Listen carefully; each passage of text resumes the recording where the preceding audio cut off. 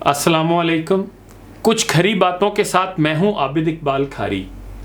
بیٹی کا 18 اور بیٹے کا 21 سال کی عمر میں نکاح کر کے انہیں جہنم کی آگ سے بچائیں، بے جا رسومات سے بچیں اور ایسی باتوں اور خیالات کو خاطر میں نہ لائیں کہ اگر یہ کام کیا تو لوگ کیا کہیں گے، کوئی اعتراض ہی نہ کر دے۔ میرے سٹیٹس کا تقاضا تو یہ ہے کہ بہت زیادہ خرچ کرنا ہے، رکھ رکھاؤ وغیرہ۔ حقیقت یہ ہے کہ بچوں کے نکاح کے معاملے میں والدین کی ضد اور بیجا رسومات ہماری رسوائی اور معاشرتی بے راہ روی کے بنیادی اسباب ہیں۔ اسلام میں تو بس صرف نکاح، استطاعت کے مطابق حق مہر اور ولیمہ ہیں، بس۔ لاکھوں کے جہیز کی مرد و زن میں سے کسی کی بھی ذمہ داری نہیں، البتہ ضروریات زندگی کا معمولی سا سامان جو زندگی گزارنے کو کافی ہو، وہ بھی مرد ہی کی ذمہ داری ہے، بچی کے والدین کی نہیں۔ بارات کا اسلام میں کوئی تصور نہیں، جیسا کہ صحابی رسول عبد الرحمن بن عوف رضی اللہ تعالیٰ عنہ کہ نکاح کا اللہ کے پیغمبر صلی اللہ علیہ وآلہ وسلم کو بھی کچھ ایام تک پتہ ہی نہیں چلا۔ بارات کے ساتھ جانے کے لیے مدعو کرنا تو بہت دور کی بات ہے۔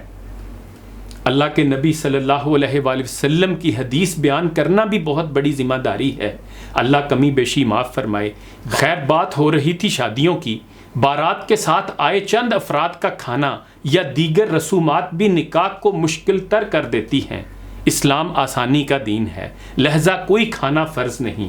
اور ایک دوسرا اہم مسئلہ یہ ہے کہ صرف اپنی پگڑی اور برادری بچانے کے چکر میں بیٹی کی مرضی کے خلاف نکاح کر کے اس کو زندہ درگور کرنا بھی اسلام میں حلال نہیں۔ لڑکی کا خود نکاح کی خواہش کرنا، بیٹی کے والدین کا لڑکے والوں سے خود رشتہ دینے کا کہنا بھی اسلام میں معیوب نہیں، جیسا کہ سیدنا عمر نے سیدنا ابو بکر رضی اللہ تعالیٰ عنہ کو خود اپنی بیٹی حفصہ کا رشتہ پیش کیا تھا، اور نبی صلی اللہ علیہ وآلہ وسلم کے پاس خواتین خود آ کے نکاح کی خواہش کا اظہار کرتیں۔ کیا سیدہ خدیجہ رضی اللہ تعالیٰ عنہا نے خود پیغام نکاح نہیں بھیجا نبی صلی اللہ علیہ وآلہ وسلم کو؟ یعنی لڑکی کا پیغام نکاح بھیجنا بھی اسلام میں جائز ہے۔ بیٹی کی مرضی کے خلاف اور ولی کے بغیر نکاح نہیں ہوتا۔ ایک اور بہت اہم نقطہ بھی سمجھنے کی ضرورت ہے، اللہ سے بڑا غیرت مند کون ہے؟ جب اللہ ایک دوسرے کو دیکھ کے نکاح کرنے کی اجازت دیتا ہے تو کیا ہم اللہ سے زیادہ غیرت مند ہیں کہ بچی بچے کو ایک دوسرے کو دیکھنے کی اجازت نہیں دیتے؟ والدین کی موجودگی میں اگر آپس میں وہ کوئی بات چیت بھی کرنا چاہیں تو کیا قباحت ہے؟ اور یہ نقطہ بھی سمجھ لیں کہ مہر نہ 32.25 روپے ہے نہ لاکھوں میں، یہ آپ نے اپنی بیوی کو استطاعت کے مطابق ادا کرنا ہے، جتنا زیادہ ہوگا اتنا ہی باعث برکت ہوگا۔ احسان اللہ مجاہد صاحب نے اس موضوع پر اچھا لکھا ہے، اور ان کی ذاتی رائے کے مطابق حق مہر رسم حنا، بارات اور دیگر رسومات کی مالیت سے زیادہ ہی ہونا چاہیے۔ شدت اسلام میں نہیں، ہمارے رویوں میں ہے۔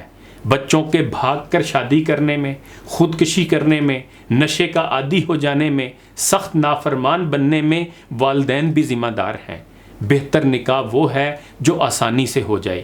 معاشرے میں زنا کو فروغ دینے والے در حقیقت وہ والدین ہی ہیں جو نکاح کو مشکل بناتے اور بچوں کی مرضی کے خلاف زبردستی اپنی بات منواتے ہیں۔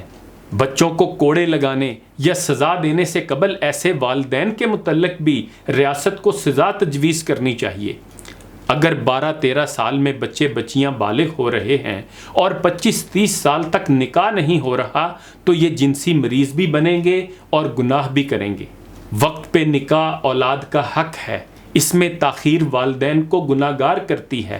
ہر غیر شادی شدہ جوان لڑکا اور لڑکی ایک دوسرے کی طلب رکھتے ہیں اور یہ ایک فطری ضرورت ہے، لہذا اپنے بالغ بچے بچیوں کے نکاح کا بندوبست کریں۔ بھوک پیاس کے بعد بالغ انسان کی تیسری اہم ضرورت جنسی تسکین ہے، اور جب جائز ذریعہ نہ ہو تو بچے گناہ اور ذہنی بیماریوں کا شکار ہو جاتے ہیں۔